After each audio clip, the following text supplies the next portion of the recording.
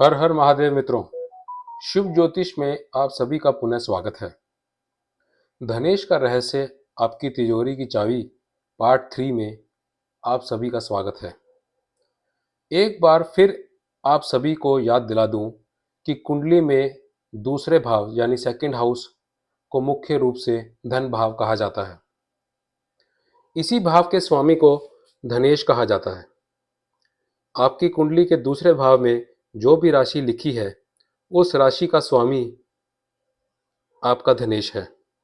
यह भाव आपके संचित धन, सेविंग्स, परिवार, वाणी, भोजन और बैंक बैलेंस का सीधा प्रतिनिधित्व करता है। हमारी यह यात्रा बहुत ही विशेष रही है। हमने पहले भाग में अपने व्यक्तित्व और बचत के आधार को समझा। दूसरे भाग में अपने विवेक, संघर्ष, साझेदारी और धैर्य को रहस्य को जाना। आज इस श्रृंखला के अंतिम पड़ाव पर हम उन भावों के चर्चा करेंगे जो तय करते हैं कि आपके धन केवल संचय ही रहेगा या विशाल साम्राज्य का रूप लेगा। आज हम नवम, दशम, एकादश और द्वादश भावों के रहस्यों को खोलेंगे।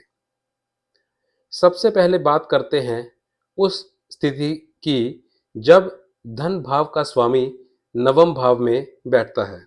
मित्रों, नवम भाव क्या है? यह आपका भाग्य है। यह आपके पूर्व जन्मों के पुण्य हैं। यह आपके पिता हैं। यह आपका गुरु है और मार्गदर्शन है। यह वह ऊंची उड़ान है जो आपको लंबी दूरी की यात्राओं और आध्यात्मिक ऊंचाइयों तक ले जाती है। यह तय करता है कि आपको आपकी मेहनत का फल कितनी आसानी से मिलेगा। यहाँ धनेश का होना भाग्यशाली धन का प्रतीक है। आपने देखा होगा, कई बार व्यक्ति कोई नया बिजनेस शुरू करता है और अचानक उसे एक बड़ा क्लाइंट या बड़ा ऑर्डर मिल जाता है। ये नवम भाव के धनेश का चमत्कार है। यह मेहनत नहीं बल्कि सही समय पर सही जगह होने का फल है। अब एक महत्वपूर्ण बात, आपकी कुंडली में धनेश कौन सा ग्रह है, क्योंकि ग्रह के अनुसार परिणाम बदलते हैं। चलिए मित्रों, मैं आपको ग्रहों के अनुसार बताता हूं। यदि आपके धनेश 9वें घर में सूर्य हैं, पैतृक संपत्ति या पिता के काम को आगे बढ़ाकर करोड़पति बनाता है। अगर चंद्रमा है, विदेश यात्राओं या पानी से जुड़े इंपोर्ट एक्सपोर्ट में अप्रत्याशित लाभ मिलता है। मंगल है, साहस भरे धार्मिक कार्यों या भूमि के सौदों से अचानक धन मिलता है। अगर बुध है, पब्लिशिंग, मीडिया या लंबी दूरी के कंसल्टेंट प्रोजेक्ट से मिलता है। अगर गुरु हैं, अध्यात्म, टीचिंग या बड़े गुरुओं के आशीर्वाद से अपार धन मिलता है। अगर शुक्र हैं, लग्जरी ट्रैवल्स, फैशन या विदेशी ब्रांड्स की डीलरशिप में फायदा होता है। शनि है, लंबी तपस्या और पुराने निवेश जो सालों बाद अरबों में बदल जा गए हैं।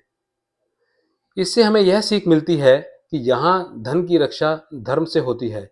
आप जितने लोगों की भलाई करेंगे, यूनिवर्स आपको ब्याज सहित धन लौटाएगा। क्या उपाय करें? अपने पिता के चरण स्पर्श करना ना भूलें। मंदिर के निर्माण में जरूर सहयोग करें। चलिए आगे बढ़ते हैं।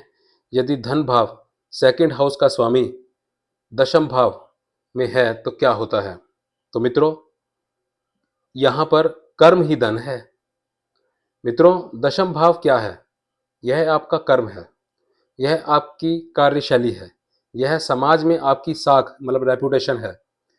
यह वह पद और प्रतिष्ठा है जिसे आप अपने जीवन में हासिल करते हैं। यह आपकी सफलता का वह शिखर है जिसे दुनिया दूर से देखती है। यह बताता है कि आप दुनिया को क्या दे रहे हैं। जब धनेश यहाँ होता है तो व्यक्ति का काम ही उसका धन बन जाता है। आपकी साख, रेपुटेशन, ये आपकी असली करेंसी होती है। यदि यहाँ शनि या मंगल हो तो व्यक्ति बड़ी इंडस्ट्री या लीडरशिप से अपार धन कमाता है। आपने देखा है, कुछ लोग जिस ऑफिस में जाते हैं वहाँ की वैल्यू बढ़ जाती है, या जिस कंपनी में जाते हैं वह आसमान छूने लगती है। ये लोग दशम भाव में धनेश वाले होते हैं। इनकी प्रतिष्ठा ही इनका बैंक बैलेंस होता है। चलिए मित्रों, मैं आपको विस्तार से प्रत्येक ग्रह के अनुसार बताता हूँ। यदि 10वें भाव में धनेश आपके सूर्य हैं तो सरकारी प्रशासन, राजनीति या उच्च प्रशासनिक पदों से धन लाभ होता है। अगर चंद्रमा है तो जनसंपर्क, होटल, चिकित्सा या पब्लिक डीलिंग से धन आता है। अगर मंगल है तो सेना, पुलिस, इंजीनियरिंग या रियल एस्टेट से धन का आगमन होता है।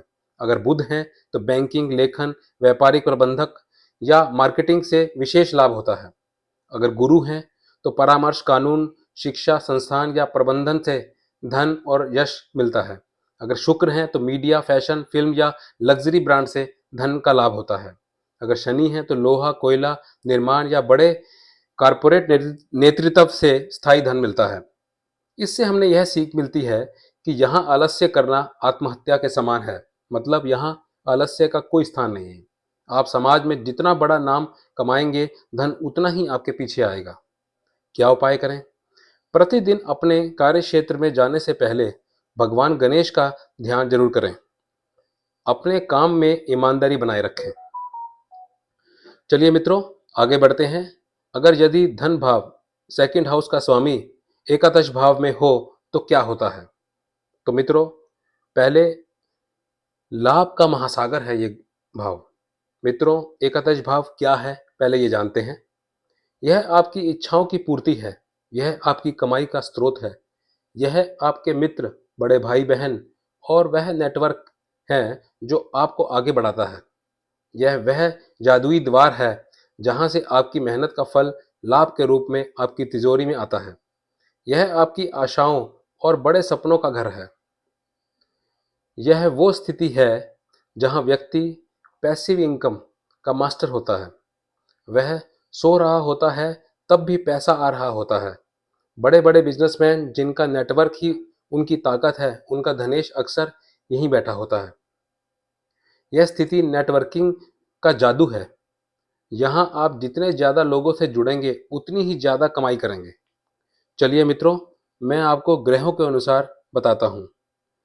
यदि सूर्य यहाँ बैठे हैं तो यह प्रभावशाली मित्रों और सरकार से धन का लाभ देंगे। अगर चंद्रमा है तो दोस्तों के साथ व्यापार या महिला मित्रों से लाभ मिलेगा।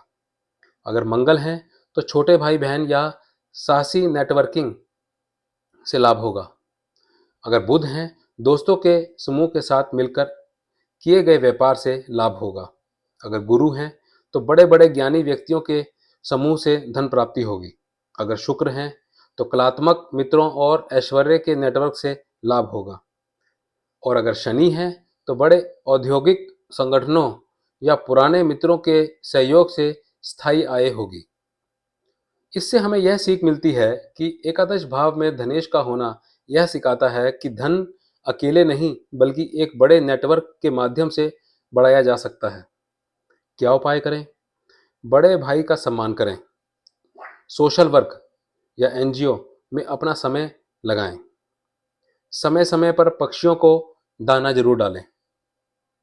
चलिए आगे बढ़ते हैं। यदि धन भाव सेकंड हाउस का स्वामी द्वादश भाव में हो तो क्या होता है? तो मित्रों, व्यय से निवेश का रहस्य। मित्रों, द्वादश भाव है क्या? यह आपका व्यय है, यह आपके निवेश है, यह मोक्ष का मार्ग है, यह विदेश और अज्ञात दूरियां हैं।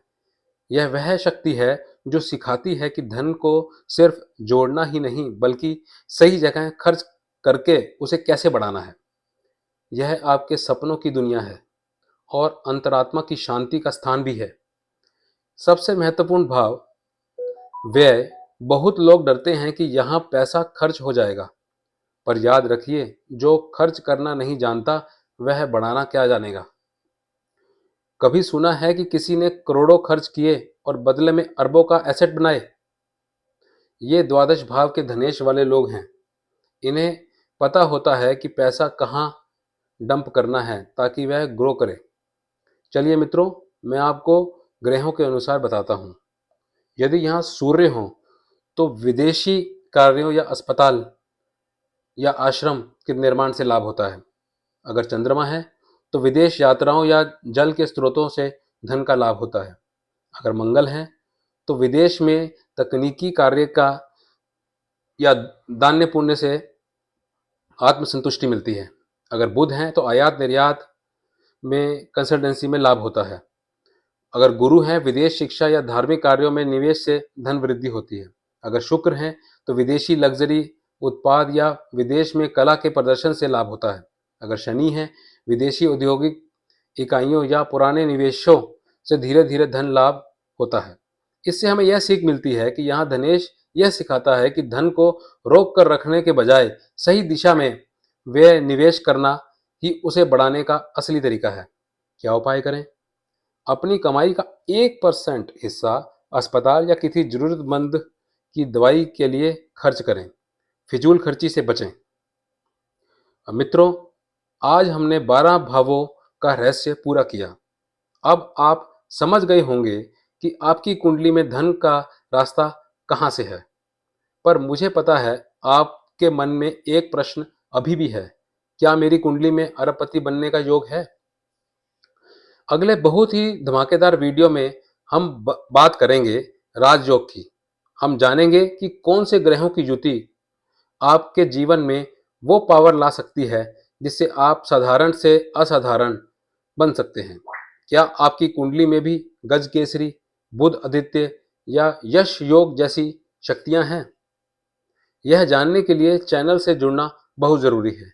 यदि आपके इस सफर ने आपकी आंखें खोल दी हैं तो वीडियो को लाइक करें और कमेंट में लक्ष्मी नारायण नमः लिखकर अपनी अटेंडेंस लगाएं। चैनल शुभ ज्योतिष को सब्सक्राइब करना ना भूलें, क्योंकि ज्योतिष का यह ज्ञान अधूरा नहीं रहना चाहिए। अगली बार जब हम मिलेंगे ज्योतिष की नई जानकारी के साथ। जय महाकाल। ओम नमः शिवाय।